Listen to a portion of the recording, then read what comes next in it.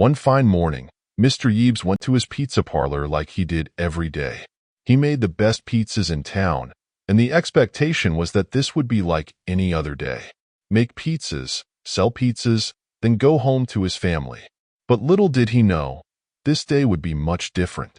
Much different. As the day wore on, Mr. Yeebs and his employees were kept very busy, as per usual. The place was always packed since, like stated, it had the best pizza in town by far. As if they weren't already busy enough, the biggest business in town was having a party for its employees. They called ordering 50 pizzas. Mr. Yeebs took the order, knowing he was going to have to call in some employees on their off days in order to fulfill the company's request. As more employees arrived, they worked feverishly preparing this big order for the company. Mr. Yeebs had an excellent reputation, so they didn't want to let the company down. Meanwhile, the notorious fat-ass gang, comprised of Jacob and Melody, would smell the pizzas cooking. Obviously, all Melody could think about was one of those world-famous big-ass pizzas. She walked over to Jacob, which was a feat in itself, leaned over the back of the couch, saying she was ravenously hungry. Jacob got a scowl on his face and told Melody that he had spent the last of the money on a tablet for her, so obviously didn't have any money for pizza. Melody looked at Jacob with a scowl on her face, obviously not happy. "Can't you see that I'm hungry? Listen, my stomach is so empty that it's growling. I need some of that pizza." Jacob thought for a minute, which isn't easy for him to do, and finally an idea dawned on him.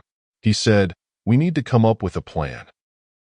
Jacob sits down and starts making notes as to how they are going to procure the pizzas.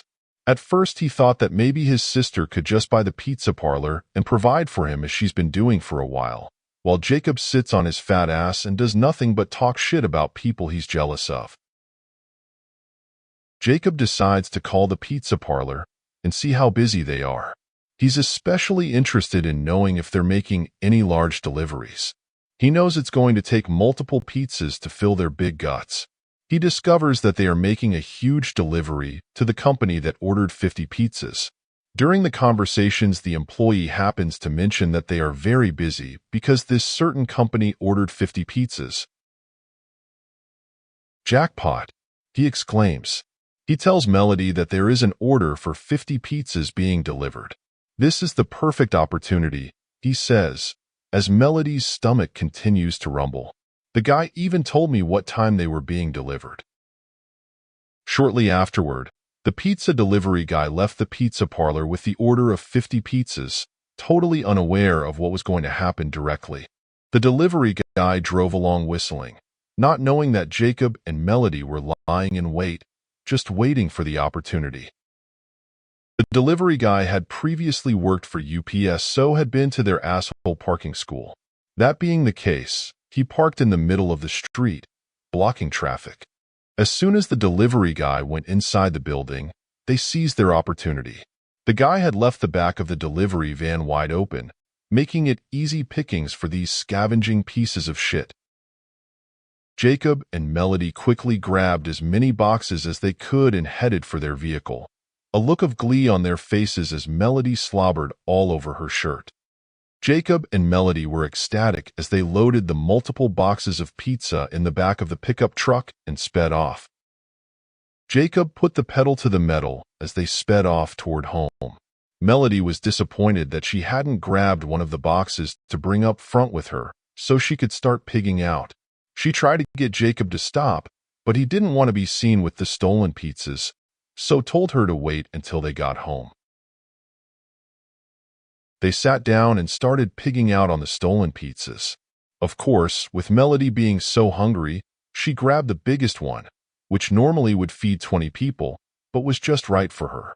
Jacob didn't dare try to grab a piece, for fear of losing his hand while she was chewing.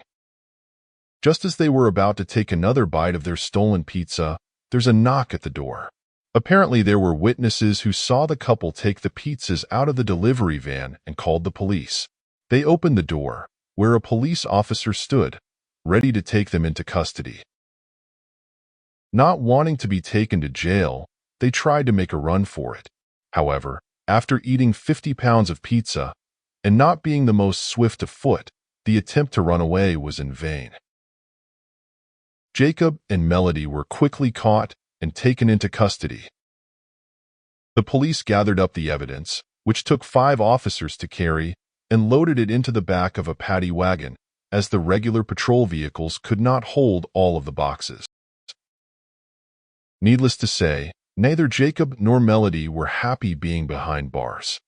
One thing is for sure, neither of them would be able to survive on bread and water. The truth is, the judge will probably release them on their own recognizance, since the county would go broke trying to feed them. They will have to make restitution for the stolen pizzas, which will cost them a pretty penny. And thus concludes the mystery of the stolen pizzas. The moral of the story is, stupid people do stupid things, and stupid people usually get caught.